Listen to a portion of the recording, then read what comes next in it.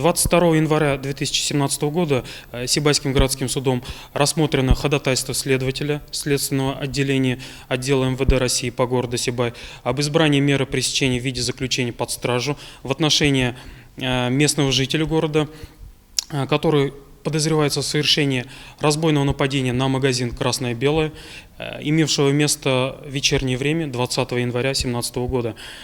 По итогам судебного разбирательства суд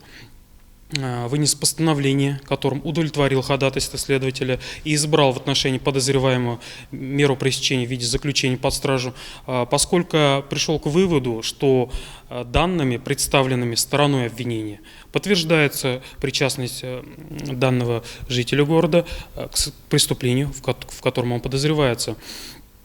Также хотелось бы сказать, что 28 января этого года в субботу рассмотрены два материала об избрании меры пресечения в виде заключения под стражу в отношении двух граждан,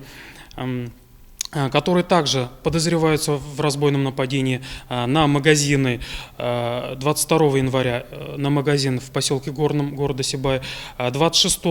января этого года в разбойном нападении на магазин в поселке Южный. Также по данным следствия данные граждане подозреваются в разбойном нападении на магазин в городе Баймак. Также по итогам судебного разбирательства ходатайства следователей удовлетворены, мера пресечения избрана в виде заключения под стражу.